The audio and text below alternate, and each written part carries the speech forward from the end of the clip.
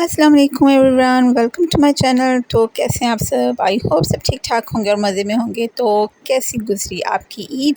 ईद के बाद actually Saturday और संडे का भी ऑफ था, तो हमें ऐसे ही लग रहा था कि ईद की छुट्टियां चल रही हैं। सो हम जो है ना ईद की छुट्टियों से बाहर आ गए हैं और मेरी वीडियोस हो जाती हैं एज़ यूजुअल लेट, क्योंकि ईद की जो अपनी जो मसरूफियत होती है उसमें से टाइम ही नहीं निकल पाया वीडियो एडिट और अपलोड करने का। सो ये क्लिप आप जो देख रहे हैं ये उस दिन का है जब मामा लेके आई थी ईदी। और मैके से आई हुई जो ईदी है ना वो बहुत स्पेशल होती है हमारे लिए। और मैं ये कपड़े जो है ना हैंग करने लगी थी, मैंने सोचा एक क्लिप क्यों ना मैं बना लूँ। और ईदी के साथ ये हुआ कि हमारे ईद के जो कपड़े थे ना शॉपिंग डबल करनी पड़ गई। एक्चुअली मैं भी जो है ना रमज़ान से पहले ही जो है वो कपड़ों की शॉपिंग कर लेती हूँ और मामा ने भी ऐसे किया था। लेकिन रमज़ान से पहले सीज़न टोटली चेंज था और ईद तक पहुँचते पहुँचते जो है ना बिल्कुल ऑपोज़िट हो गया सीज़न। सो आप फ़ायदा समझ लें या नुकसान। तो अब ये जो आपके साथ मैं मेन्यू शेयर करने जा रही हूँ ना, ये एक्चुअली था इफ्तार का। लेकिन मेरा ये ख़्याल है कि हम आलू चनों भल्लों वगैरह को रमज़ान तक ही क्यों महदूद रखें। हम क्यों ना इसको अब जैसे स्नैक टाइम है, कोई शाम में आ रहा है, हम अपनी हाई टी का ये मेन्यू बिल्कुल रख सकते हैं एग्जैक्टली। और मैंने सोचा कि जिस तरह से मैंने मैनेज किया टाइम को वो मैं आपके साथ शेयर कर देती हूँ। जो चने हैं ना वो मैंने एक दिन पहले बॉईल करके रख लिए थे और इसके अलावा समोसे मैंने पहले से एक दिन रेडी रैप करके रख लिए थे और ड्रम स्टिक्स। ये आलू चने जो हैं वो हो गए हैं रेडी। और जैसे जैसे वो रेडी हो रही थी डिशेस मैं इनको बोल में ट्रांसफ़र करके और साइड में करती जा रही थी। और आलू चने हो गए थे रेडी और साथ में मैंने डिनर के लिए ना सिर्फ एक डिश ही रखी थी, क्योंकि डिनर जो है ना वो कम किया जाता है लेकिन बनाना तो होता है। सो मैंने सोचा था थोड़ा-सा ना सादा कोरमा से हट के होना चाहिए और ज़्यादा स्पाइसेस इसमें हाई ना हो, माइल्ड फ्लेवर का होना चाहिए। सो मैंने वाइट कढ़ाई का इंतख़ाब किया और मैंने प्याज़ जो है ना वो हल्का-सा ग्राइंड करके और अदरक लहसुन के साथ और मसाले के साथ चिकन को भून लिया और फिर दही डाल के और पानी डाल के गलने के लिए छोड़ दिया था। और ये भी स्टार्ट में ही डाल दिया था एज़ यू कैन सी। अच्छा, चिकन जितनी देर में हो रहा था ना मैंने टाइम वेस्ट नहीं किया और उतनी देर में बाकी जो काम हो सकते थे वो कर लिए और चिकन हमारा हो रहा है। और उतनी देर में मैंने पानी गर्म करके और उसमें पकौड़ियाँ जो है वो सॉफ्ट होने के लिए रख दी। और वो टाइम भी हमारा बच जाएगा। जितनी देर में पकौड़ियाँ सॉफ्ट होंगी उतनी देर में मैंने सोचा कि फ्रूट चाट रेडी कर लेते हैं। और इस तरह से हमारे 2 काम ऑन द वे हैं। एक तो चिकन बन रहा है और इतनी देर में पकौड़ियाँ जो सॉफ्ट हो रही हैं और साथ में हमारी फ्रूट चाट भी हो जाएगी। फ्रूट्स कट कर लेते हैं और रेसिपी मैं इसकी शेयर नहीं कर रही हूँ, वो तो आई थिंक हर कोई बना ही लेता है। डिटेल्ड रेसिपी वाइट कढ़ाई की भी मेरी कोशिश थी कि मैं आपके साथ शेयर करूँ, लेकिन काम इतने थे कि वीडियो डिटेल के साथ शेयर नहीं हो सकी।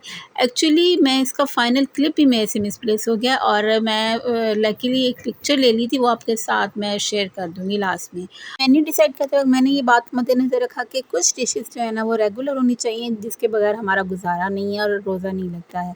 और इसके अलावा कुछ चीज़ें जो हैं वो रूटीन से हट करनी चाहिए। जैसे मैंने ड्रम स्टिक्स को जो है ना वो रूटीन में नहीं होते हैं। इसके अलावा क्रैकर्स फ्राई किए थे बिल्कुल लास्ट पे अज़ान से थोड़ी देर पहले, और उसका भी फ़ाइनल क्लिप मैं आपके साथ शेयर नहीं कर सकी। और इसके अलावा पुडिंग मैंने बनाई थी और अभी वो मैंने मोल्ड से बाहर नहीं निकाली। ये जब क्लिप बना रही थी ना मैंने कहा चलो ये भी रह जाएगा वरना। अच्छा, आपने टाइम मार्जिन जो है ना 2 से 3 घंटे मैक्सिमम रखना है। और बर्तन भी इसी में ही मैंने मैनेज कर लिए थे और आई होप आपको इससे ना आइडिया मिल जाएगा कि कैसे टाइम मैनेज करना है और डिशेस की क्या क्वांटिटी रखनी है। अगर आप वैरायटी ज़्यादा कर रहे हैं तो क्वांटिटी कम रख लें, अगर आप जो है वो क्वांटिटी फिर ज़्यादा रखें अगर आपने वैरायटी कम रखनी है। सो ये है फाइनल लुक। और अभी पकौड़े फ्राई हो रहे थे और ये क्रैकर्स की जो है फाइनल लुक रहेगी। और बट आई होप कि आपको टाइम मैनेजमेंट और मेन्यू डिसाइड करने में आइडिया ज़रूर मिल जाएगा। ईद मुबारक। और दोपहर के तकरीबन हो गए हैं 12:30 और हम उठ सुबह ही जाते हैं, लेकिन जो है ना मीठा शीठा खा के अब जो है ना सब नहा के और अब हो गए हैं रेडी। और ये है मेरा आउटफिट। अभी मैं आपको फुल लुक दिखाती हूँ। एक्चुअली मैं थोड़ा सा लेट रेडी इसलिए हूँ क्योंकि मैंने पहले जो है ना लंच चढ़ा दिया है और ये मैं बना रही हूँ कलेजी लंच में। हादी हादी हादी, अस्सलाम वालेकुम। What are you doing? आप इतने बिजी हैं आज ईद के दिन भी हैं? आदि कौन लुक एट मी। आदि इग्नोर मार रहा है मुझे। आप इतने प्यारे लग रहे हैं, आप इतने प्यारे लग रहे हैं। अच्छा जी, हादी ने जो है ना ब्रेकफास्ट नहीं किया था और अभी हम खाने लगे हैं। सर ये ब्रेकफास्ट हमारा होता है कतलम्मा का, वो हमने सुबह सुबह कर लिया था और हादी ने नहीं खाया था। हादी को लगता है स्पाइसी। अब मैं ट्राई मार रही हूँ कि हादी जो है ना वो शीर खुरमा खा ले। हादी को ना इस वक्त लगी है भूख। हादी, आप टेस्ट करेंगे ये? बिस्मिल्लाह। है, छोटी बाइट कर दूं, बड़ी बाइट तो खानी नहीं है ना। खा ले यार, ये बच्चा जो है ना ड्रामे ही करता रहता है, बिल्कुल नहीं कुछ खाता। ईद पे हमारा ब्रेकफास्ट जो है ना कतलमे का ही होता है मस्ट। और दोपहर में मैंने ये लंच में बना ली थी कलेजी। और फिर हमारा ईद का जो है घर पे ही होता है। सेकंड डे जो है वो मामा की तरफ हम जाते हैं। और ये डिनर पे जो है ना हमने शवारमास और बर्गर मंगवा लिए थे घर पे। रात को आइसक्रीम खाने चले गए थे। और मेहंदी मैंने फ़र्स्ट डे नहीं लगाई थी, और ये रात को एक्चुअली नहीं लगाई थी, ईद की पहली रात को लगाई थी। और सुबह जाना था ना मायके, सो इसलिए तैयारियाँ शैयारियाँ हो रही थी। सो ये आ गया ईद का सेकंड डे और जाना है हमने मामा की तरफ। तो मैंने सोचा क्यों ना मैं अपनी कोई क्लिप बना लूँ। मैंने फ़र्स्ट डे की कोई पिक्चर नहीं ली थी, और अक्सर ऐसा ही होता है मेरे साथ। यानी जी हम पहुंच गए मामा की तरफ, और फारिग बैठ के मैंने कहा ये नन्हे मुन्ने बच्चे जो है ना इनके क्यों ना क्लिप बनाई जाए, जिनकी असल में सही वाली ईद होती है।